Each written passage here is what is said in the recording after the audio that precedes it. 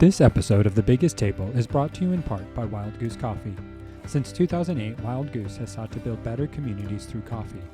For our listeners, Wild Goose is offering a special promotion of 20% off a one-time order using the code TABLE at checkout. To learn more and to order coffee, please visit wildgoosecoffee.com. I hope you enjoy this episode.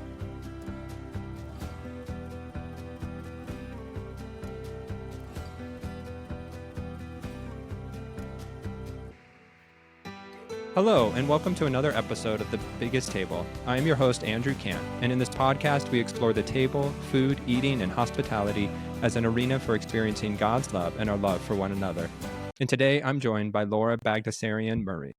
Laura is the Director of Spiritual Engagement and Innovation at Fuller Seminary Center for Spiritual Formation. She is the author of Pray As You Are, serves on the Ministry Collaborative Advisory Board, and previously served at Highland Park Presbyterian Church as the pastor of spiritual formation. Laura is also the founder of the Digital Silent Retreat Ministry, which is rooted in the practice of hospitality to provide brave and courageous space for people to connect with God and others. Her newest book is Becoming a Person of Welcome, which was just published by InterVarsity. She lives in the Dallas area with her husband and 2 children. So thanks for joining me today, Laura. It's great to connect and excited to talk about hospitality. So glad to be here. Thanks, Andrew. Yeah, so we'll just start here because what is your story of hospitality and how has it formed you both like good and bad as you think about your life? Yeah, it's interesting. When somebody asked me why I chose to write on hospitality, I said, I really think it found me. Like I wasn't searching for it, and it did find me. And so hospitality has been a part of my life, but I didn't really recognize it. Right. And so it kind of emerged a few years ago. And it emerged during the pandemic, interestingly enough, when we couldn't be physically hospitable as much to people.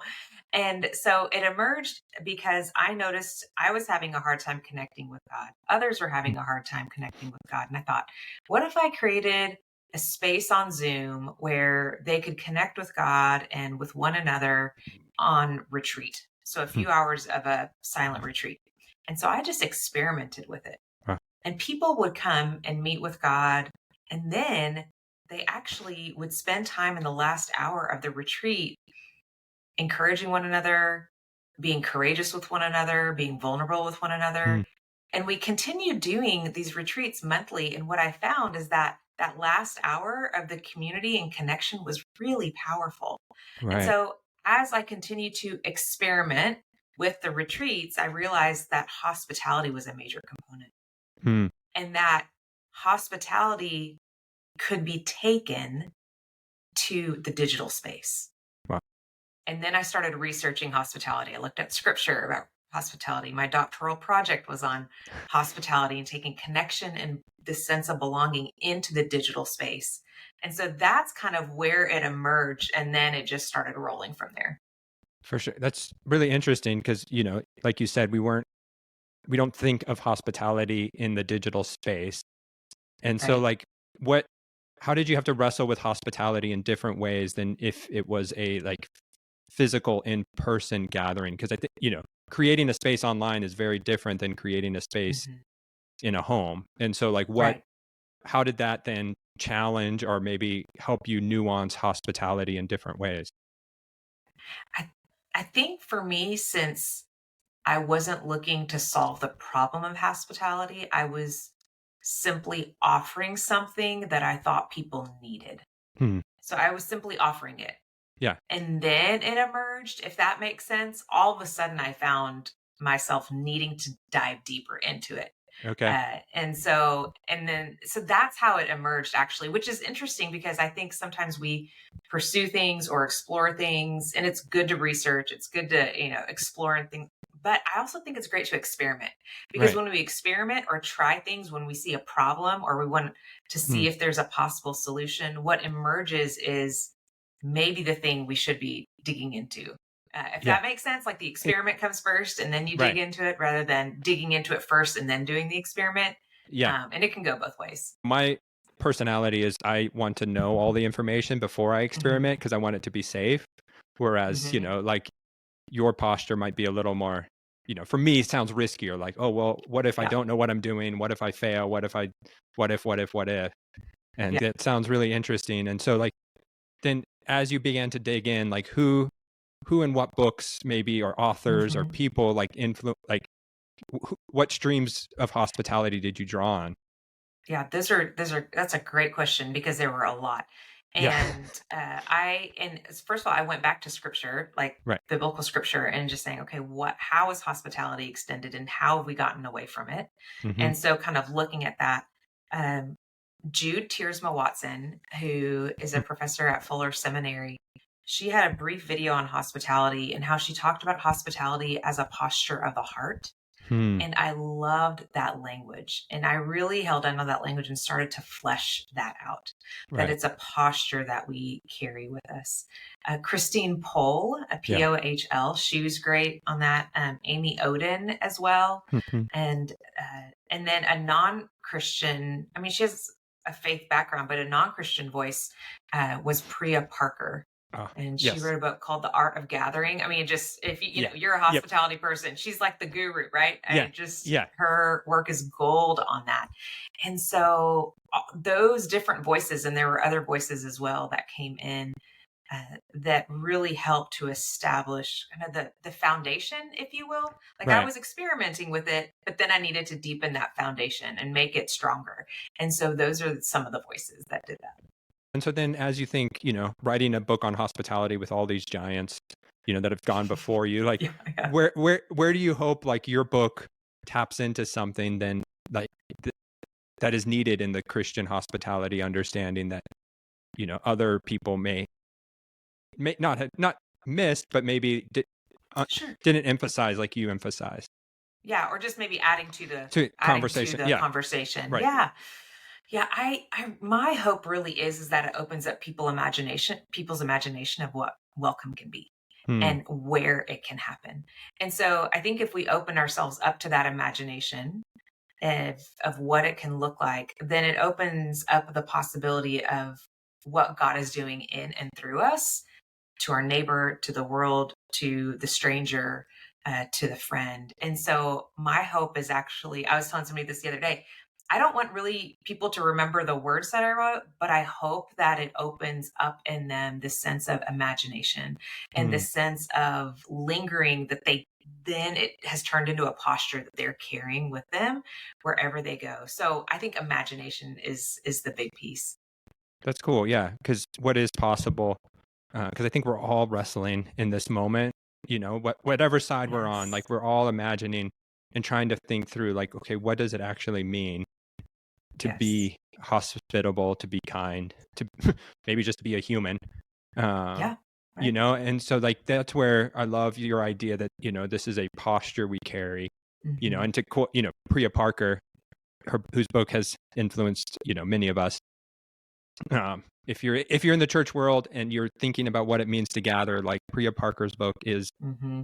absolutely gold. Hmm. But she talks about the Martha Stewart principle that we've sort of reduced hospitality to this readying of things over readying of people, whereas you're asking Mm, us to carry this posture of welcome. mhm, And so, mhm, why is posture so important as we think about hospitality in this moment? mhm.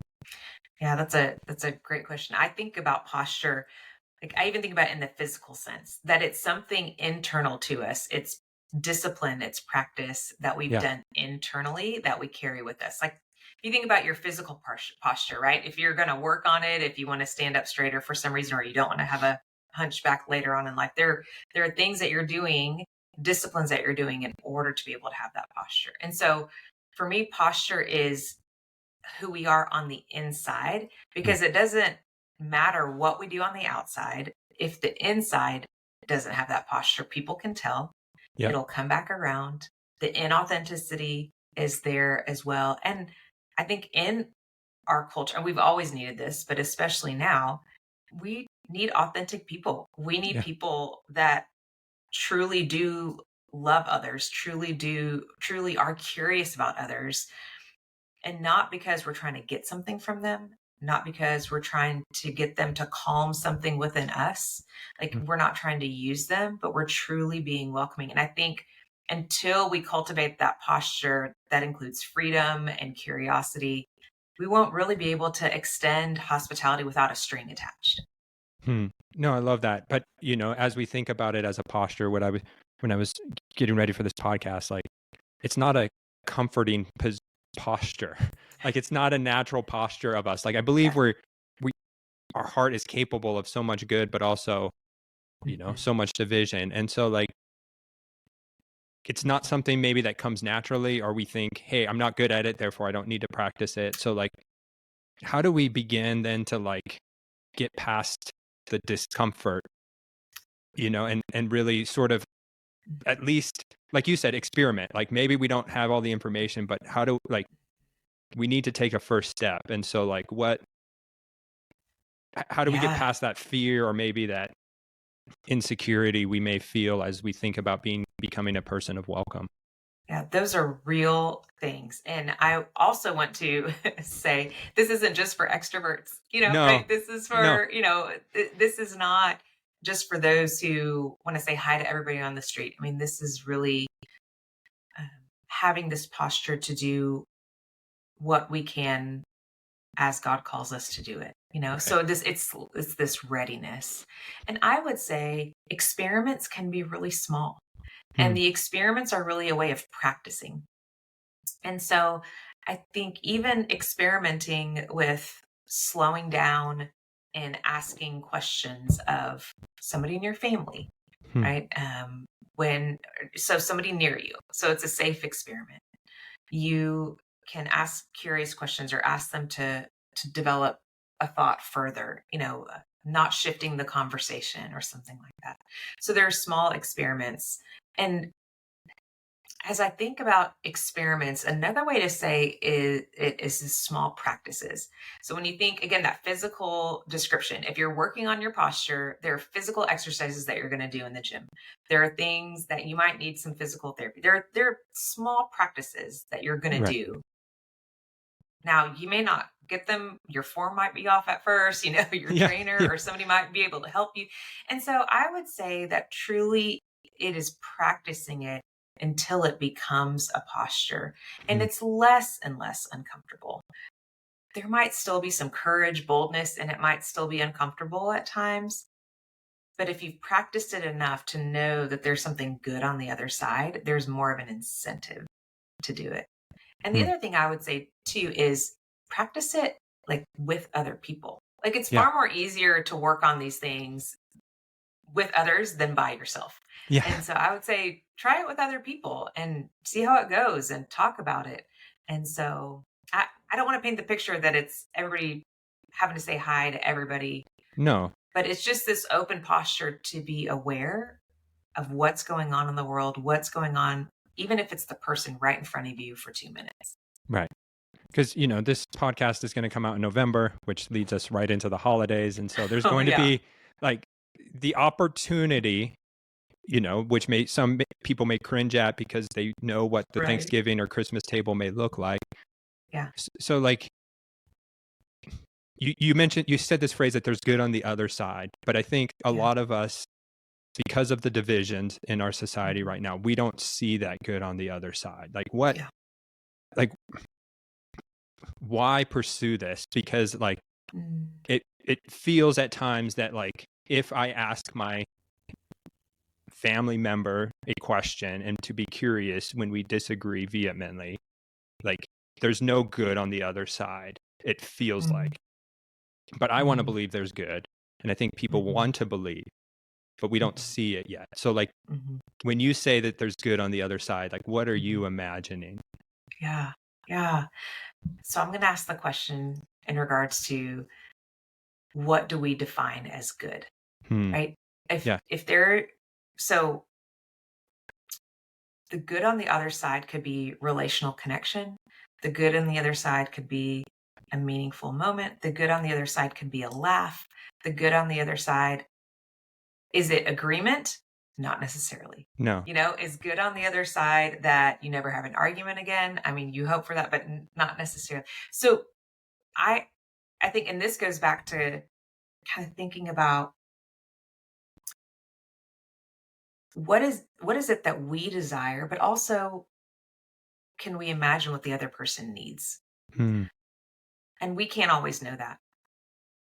But if I desire for a mending of a relationship, what can I do then to offer that or Hmm. cultivate that? And then I got to let go of the results. Yeah. But I think we have to decide what that desire of good is on the other side. Hmm. And we have to talk to God about, okay, God, if the good comes, amazing. And if the good doesn't come, then we grieve that. Yeah. And I think that's also where the courage comes in, because hospitality is courageous, Yeah. Yeah. and it's uncomfortable. Right. So I think for us to imagine, what is the good we hope for? What is the good we long for? Hmm. And to be able to sit with ourselves long enough to say, this is actually what I long for. I haven't had it with this person, but this is what I long for. And I'm going to try for it and then Yeah. just see what happens. And I love that because you talk about, coercive hospitality or counterfeit hospitality, where, sometimes hospitality is used where we have to limit ourselves. But you're asking us Mm-hmm. to step into this fullness of hospitality.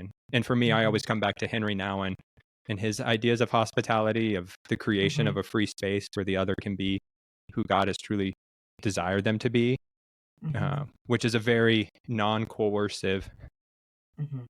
posture where it's like, Yeah. okay, who is this person that God has placed in front of me versus who Right. do I want this person to be? Exactly. Exactly. And I think that one of the ways we do that is we grieve what we can't have, what hasn't been, Right. but we also hope for what might be and hold it loosely and trust God that He's going to provide good, or He's going to meet us in our grief again. Yeah. And there may come a point, and Caleb Campbell, he's a pastor in Phoenix and we've connected, but he talks a lot about Christian nationalism and the posture of hospitality, of where if we can be a welcoming presence to, a relative, a friend who may hold opposing views, when their world comes crashing down, maybe that grief will drive them back towards us because we were loving. Mm. And so whether, Mm.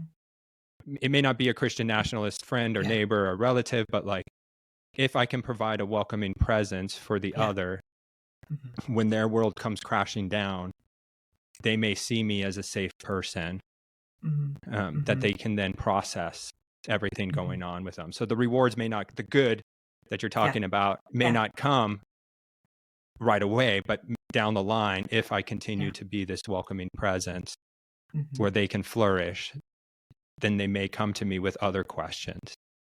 Right. Right. And that really is a lot of hospitality, is that we're creating an environment Right. of welcome. We can't make people receive our welcome.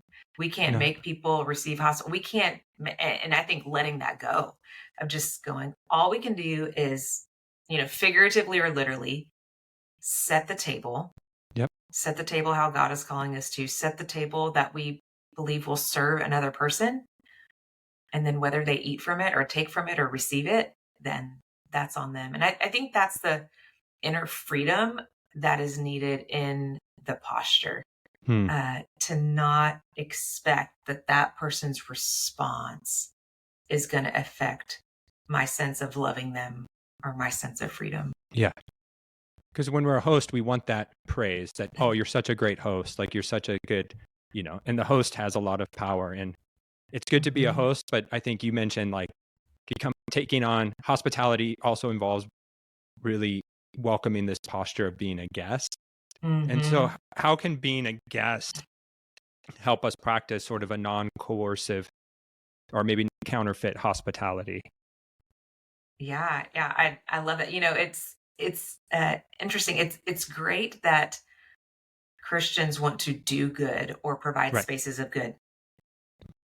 Yet we often forget the good that it was provided for us, the good Yeah. that God gave to us. And Mhm. so when we practice being the guest with God, Yeah. because He's the first host, Right. when we practice that, we realize, oh, here's where my need is. This is what I need, Mm. or this is what it's like to feel alone and need somebody. This is what it's like to be broken and need the care of someone else. This is what it's like, as scripture says, remember what it was like to be the stranger. You're Yeah. able to go back to your own humanity and your own need.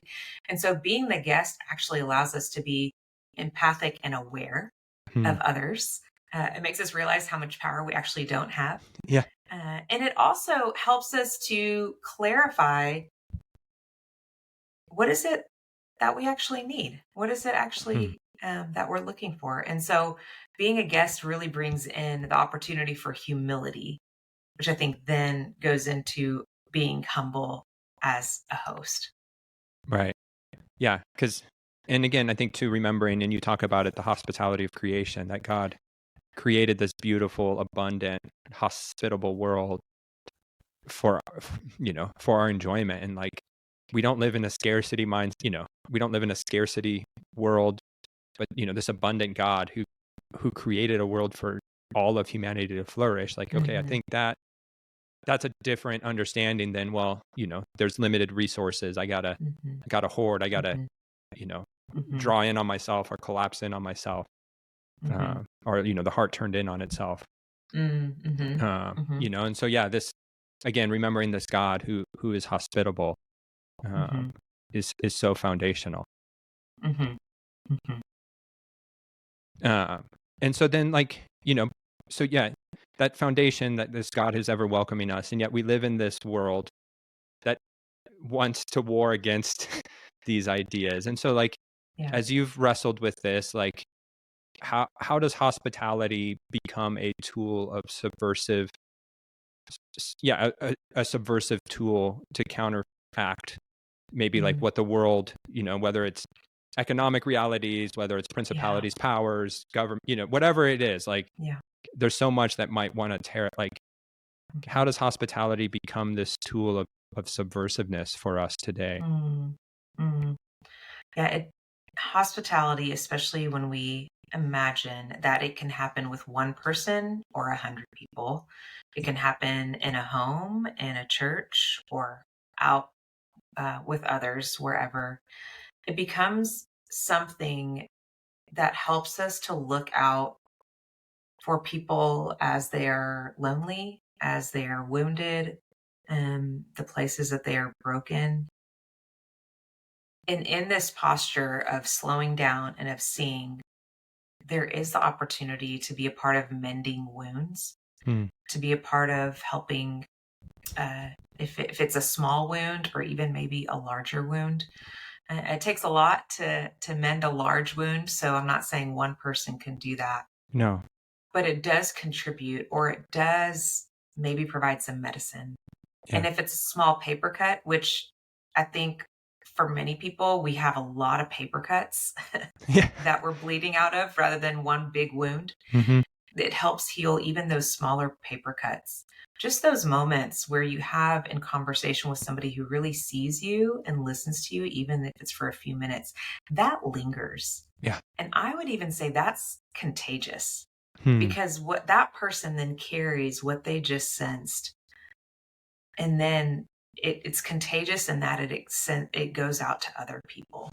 And so I would say that what hospitality does is it creates this ripple effect and this contagion, Hmm. even in little moments. I love that because so often we're like, okay, there's these huge problems we got to solve, and if we can just help people see the error of their ways, like, the world Yeah. would be made right. And it's easy to think that way. It's easy to get trapped in that, and I want to get trapped in that because I want an easy solution. But I think Hmm. your invitation to hospitality is, okay, how can I, that ripple effect, how can I just show Hmm. kindness that can carry forward? Hmm. Uh, Hmm. and I just was even like, you were speaking, and, like that small moment. And it made me have this memory of like, during my master's degree, I had to take a 3-week solitude retreat. Oh, And wow. I came back, and I was working at a Christian camp. And my first day on the job is I had to work like a high school winter camp to provide pizza for like 300 high schoolers, And so coming from pure solitude and very deep connection to like this chaotic world. Yeah. But in that moment, like, there was a friend who had done the same program, Jamin Goggin. He was up there with his youth group, and he saw me and he's like, "How are you doing, Andrew?" And I said, "I just got back from my 3-week retreat." And he just put his hand on my shoulder and took a Mm. breath with me. And like, Hmm. that's all I needed in this hospitality Mhm. welcome, Mhm. to be like, okay, Mhm. somebody sees me. Like, I just Mhm. needed somebody to see me in that Mhm. moment. Mhm. Uh, and And that story has stayed with you, yeah, right? That moment has stayed with you. Those moments stay. yeah, yeah. And so I would just encourage listeners, like, what is that moment that where you have received that welcome, Mhm. where you can then Mhm. hold it so it can be Mhm.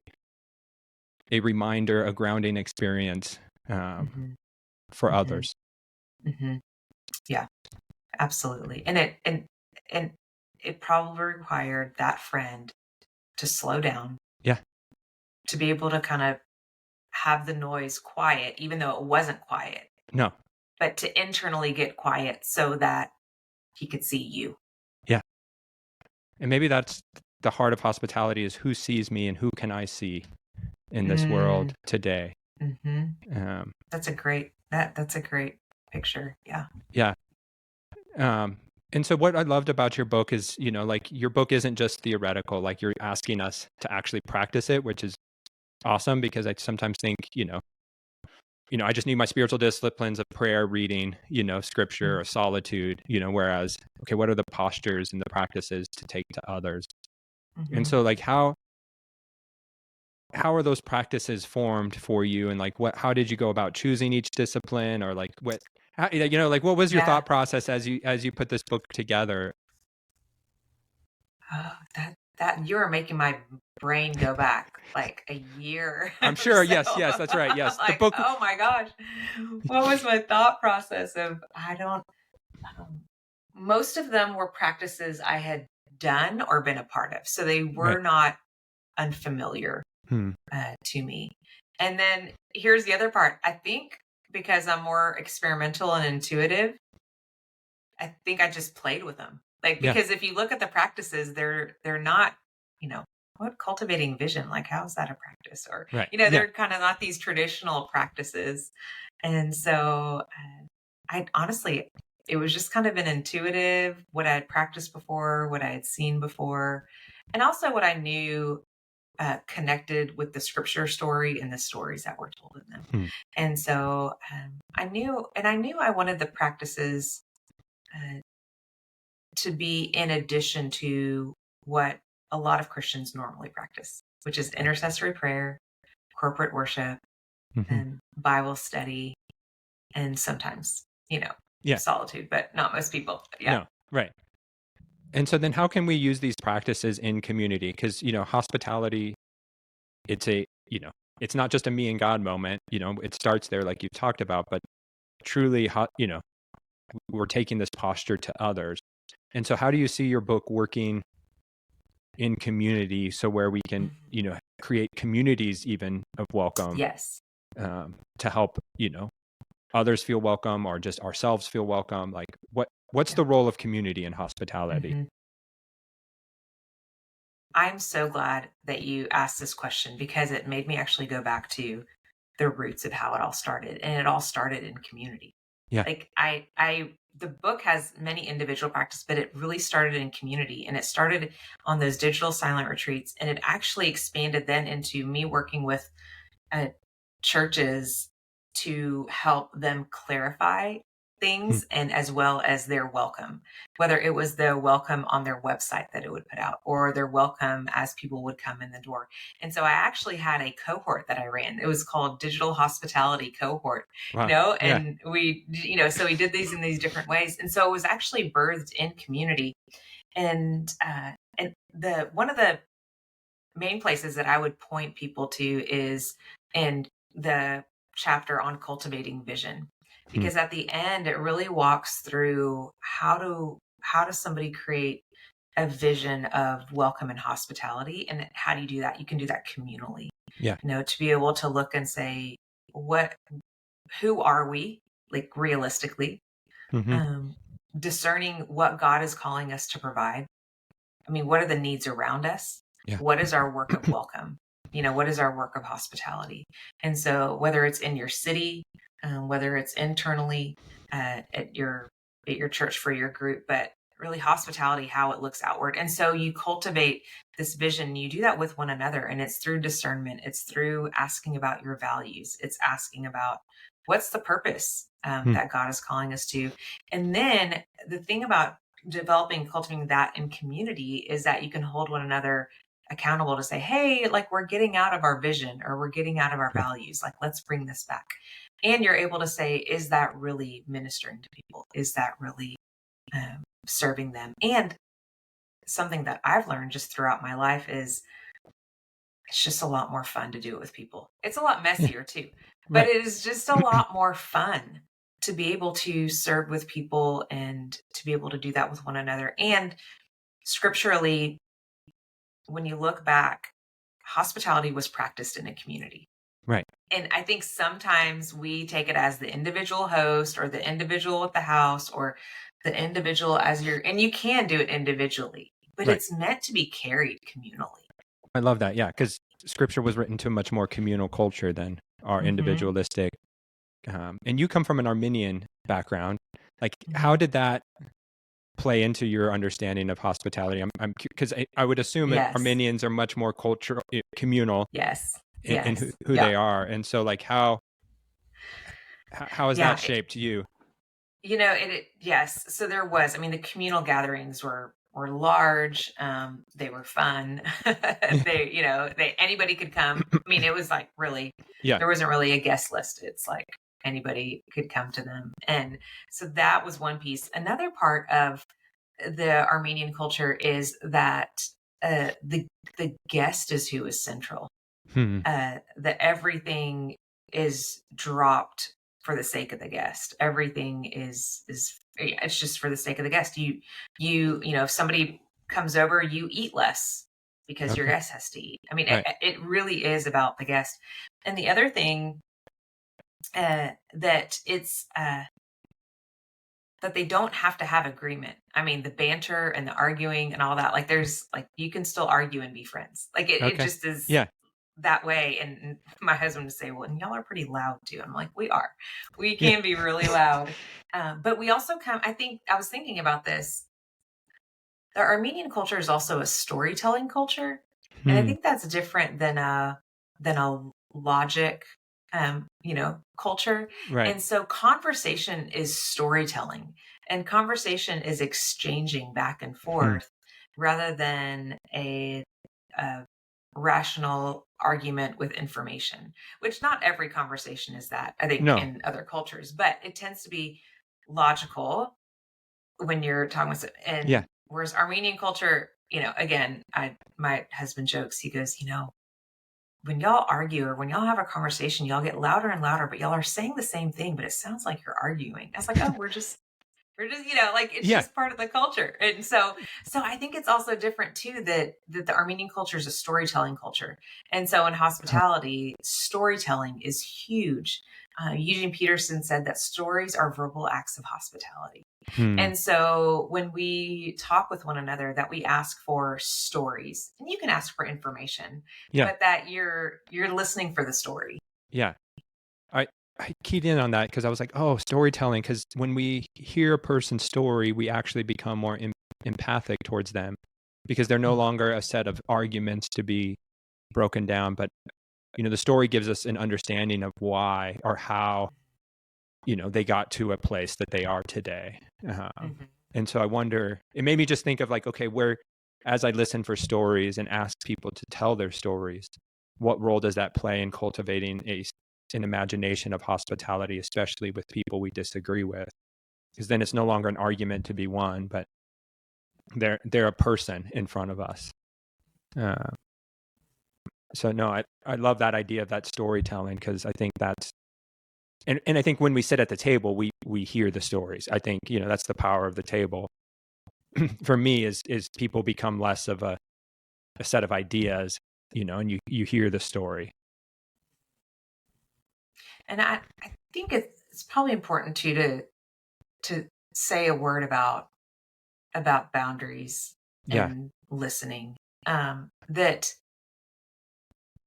That there may be times where you invite somebody or you want to know and offer them hospitality, and it's unhelpful, not unhelpful, it's harmful.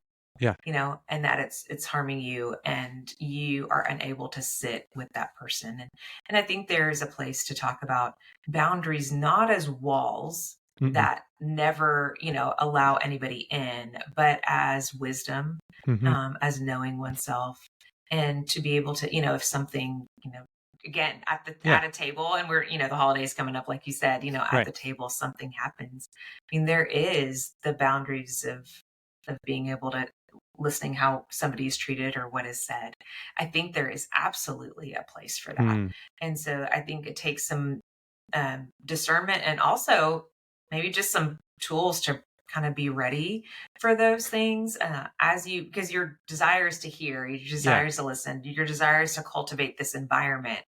But if somebody is impacting the environment in a negative way, then as the person who is hospitable, that is our responsibility to be able to go, okay, this is impacting the environment, and or what is happening here. And that person doesn't need to take over what is happening in this space. No, I love that word about boundaries, because they are important, because I think, we want to be people of welcome, and, this unconditional positive regard that God shows us. I think there's something in us that we who love Jesus want to emulate, but there's also that place of boundaries and needing to keep, myself safe, but also, like, if you have a family, my wife, my girls, my kids, but sometimes and I'm curious, and sometimes we find ourselves where we don't know who's going to be there.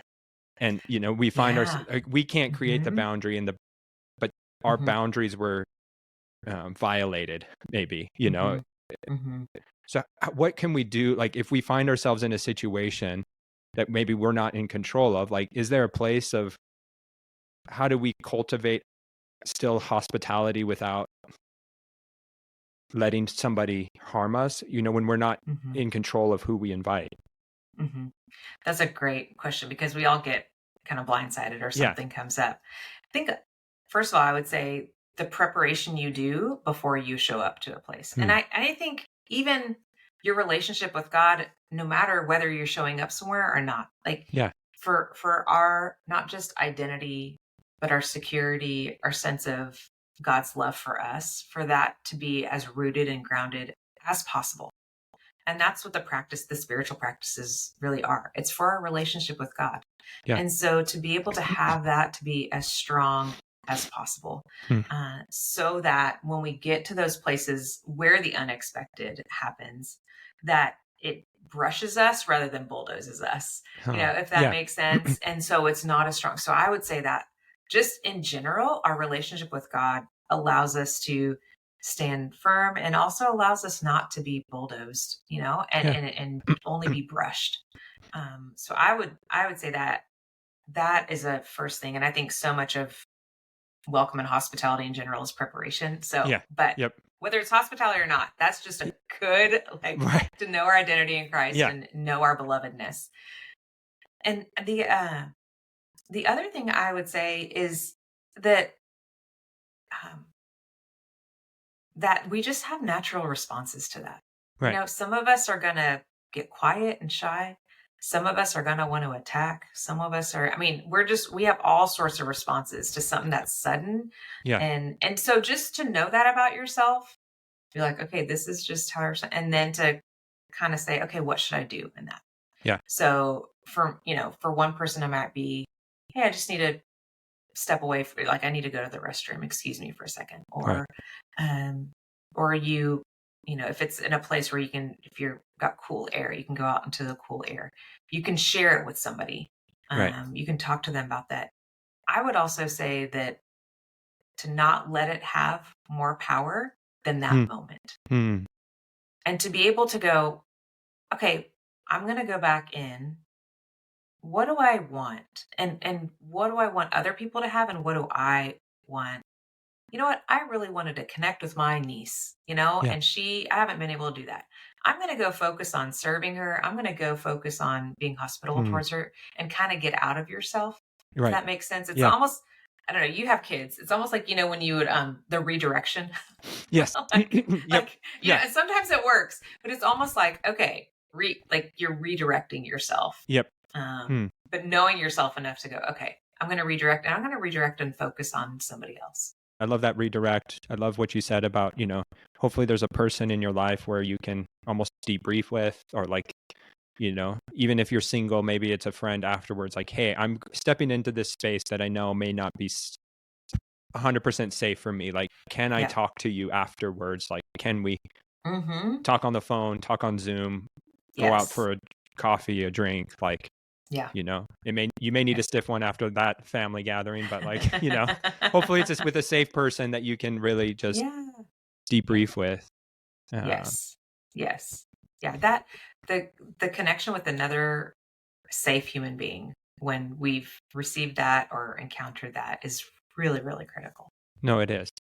And an important aspect of hospitality that I think goes unnoticed, and you touched on it, and Priya Parker brings it up, is what's the importance of a good ending for hospitality? Like, because I think we think about the space we prepare, especially if it's in our home, right? Like, we create the space, we have everything ready, but then sometimes we don't think about an ending. But like, I think there's something super vital for a good ending. So like, how is concluding hospitality just as important as beginning hospitality? Yeah, I think it's key, actually. And I think what it does is it allows for future possibility. And so, and it can be a simple word of gratitude. Even things like, people, walking you to the door goodbye or walking you to your car. I mean, those little things really mattered. I even remembered, back before my husband and I were dating, we were all at a social thing and his younger sister was there and he walked her to the car afterwards, and it just said something to me about their relationship, so there is something about gratitude and about goodbyes. And they can be really powerful. And it's the hope of a continued relationship. Like I don't even know how to explain it, but what it does is it says, hey, I hope this happens again. Hey, I'm so glad you're here. And so it does that. And I think, I don't know, this is just me thinking about our sense of, in our culture, how quick people are to abandon or ghost or leave. And I just think it honors somebody and it helps. And maybe in some of those wounds as well. Just that simple goodbye. Making sure whatever the situation is, ends well. I love it about the future possibilities, and continued, hopefully, developing of the relationship. But it's something we have to work on, because even like, as I think of my young girls, sometimes I have to tell them, hey, no, go say goodbye to your friends. Like, like, it's not something we all do naturally. It's something we have to, again, train ourselves for, just like we help our kids. Hey, no, go say goodbye, say thank you. Yes. It's I so really easy. learned a lot about that. Sorry, it was from my No, go ahead. Yeah, I really learned a lot about that from my husband's side of the family. And they are celebrators. They show up for things, and they when I'm saying goodbye at a family gathering, because I'll probably see them, we live around each other, we'll probably see them, in another month or something. So it's not that. And so I'm usually like, all right, see ya. Like, I'm ready to get out the door. I got places to go, things to do, or kids to get ready for school. And, but they all they go around and they say bye. I mean, when they gather, it's about 25 people that all live around, and they go around and they'll say bye to everybody. And so I watch it and I go, they really love being together, and they look forward to the next time that they're together. And so it's been a really contrasting image for me of a family and of saying goodbye, and how much they really do delight and enjoy. And they have a really just close relationship with one another. That's cool. Yeah. Because I know for myself, sometimes after a gathering, I'm like, I'm exhausted. I need to, I want to hole up. And so like you said, what your husband's family does to be intentional about saying goodbye to everybody, even though you're in close proximity. Like, we need those reminders and that stretching as we continue to develop what this posture of welcome looks like. And I just want to say too, for the things that we've been talking about. And I really hope that you don't, that the listener is not like, okay, I've Yeah. got to apply all these things, No. or I've got to do all these things. I mean, these are just ideas and Yeah. just doesn't have to take over your life. And No. so hopefully they're hearing just of any of the things that we've talked about, whatever has piqued their interest or kind of caught their attention in their context, that they would try out. Yeah. Yeah. And they would explore and see what might be possible. Right. Because again, you're not going to, wherever you are on the journey, you're not going to just magically be infinitely better, by reading one book or just doing something like I think it's that what you invited us to earlier in the podcast of what's that one small step to begin to do. Like, this is a training, this is a practice that, you're not, it doesn't happen overnight. And so to think that you can be a completely different person with your family at the holidays is just ludicrous.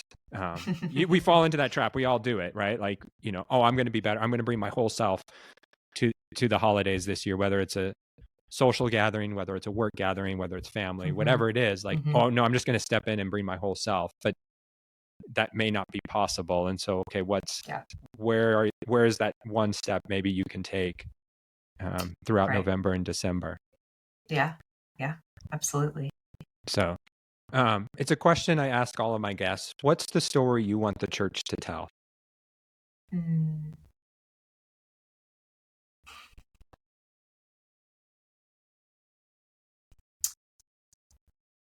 That we have a God that always welcomes you to come and will always move towards you. Like that God comes looking for us. And God welcomes us and wherever we are. Yeah. I love it. And even if you're to bring it to the prodigal son parable, like whether you're the prodigal son or the elder son who's always stayed close, like the father comes looking. Yeah. I think that's the great story of the gospel is that God, came looking. Yeah. God came looking. And that he always will. Yeah. No, I love it. And so a few fun food questions to end with. Yeah. What's one food you refuse to eat? Oh my gosh, sushi. Okay. There's a lot of foods I refuse to eat, but sushi especially. Okay. Any particular reason? Texture. Okay. I mean, flavor too, but texture especially. I just can't do it. Okay. That's fair. Some people love it. I mean, they're like, how can you not love sushi? I'm like, I can't do it. Yeah. Fair. Then on the other end of the spectrum, what's one of the best things you've ever eaten? Oh my gosh.